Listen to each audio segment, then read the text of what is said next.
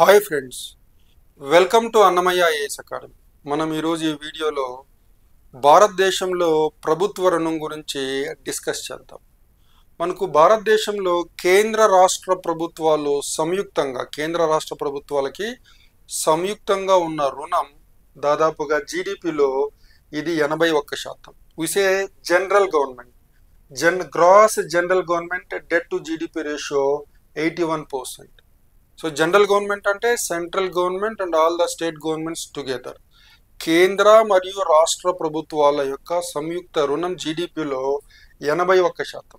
ఒక అంచనా ప్రకారము 2031 నాటికి ఇది 77% అవుతుందని, అలానే 2035 నాటికి ఇది 71%కి తగ్గుతుందని అంచనా. అలానే దీన్ని మనం విడిగా చూసినట్లయితే, అంటే కేంద్ర ప్రభుత్వం యొక్క రుణాన్ని విడిగాను, రాష్ట్ర ప్రభుత్వాల యొక్క రుణాన్ని విడిగా చూసినట్లయితే, ప్రస్తుతం మనకు 2024లో కేంద్ర ప్రభుత్వం యొక్క రుణము జీడిపిలో 57.8%.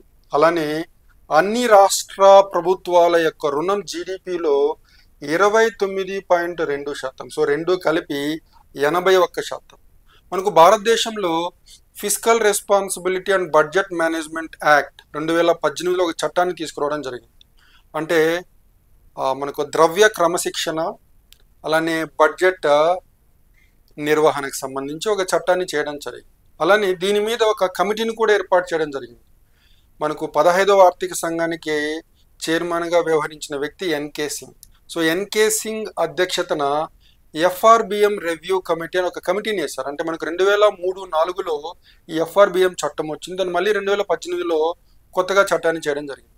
సో ఈ ఎఫ్ఆర్బిఎం చట్టము అమలు తీరుతెన్నుల్ని పరిశీలించి తగు సూచనలు చేయడానికి ఒక కమిటీని వేయడం జరిగింది. దానికి అధ్యక్షుడు ఎన్కే సింగ్.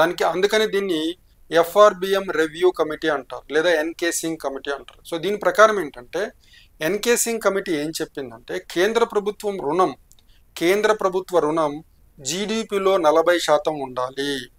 అన్ని రాష్ట్ర ప్రభుత్వాల సంయుక్త రుణం జీడిపిలో 20% ఉండాలి. కేంద్ర రాష్ట్ర ప్రభుత్వాల సంయుక్త రుణం జీడిపిలో 60% ఉండాలి. So the debt of central government in the GDP should be 40%. The debt of all the states in the GDP should be 20%. So the combined debt of center and states together should be 60% of GDP. కానీ ప్రస్తుతం ఎంత ఉందండి? 81% ఉంది. కానీ ఇది 60%కి తగ్గాలి అని FRBM review committee చెప్పింది. అలానే మీకు 2025 మార్చి నాటికి మనకు భారతదేశంలో ఉన్న ఎక్స్టర్నల్ డెట్ అంటే విదేశీ రుణం దాదాపుగా జీడిపిలో 19.1% ఉంది.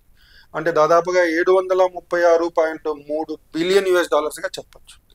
అలానే మనకు 2025-26 నాటికి భారతదేశంలో ఉన్న మొత్తం రుణం, అంటే కేంద్ర రాష్ట్ర ప్రభుత్వాలు తీసుకున్న మొత్తం రుణం 1,96,78,772 కోట్లు. అలానే మనకు ఇంటర్నల్ డెట్ అంటే స్వదేశీ రుణాన్ని తీసుకున్నట్లయితే 31 మార్చి 2026 నాటికి మనకు 1,90,14,852 కోట్లు.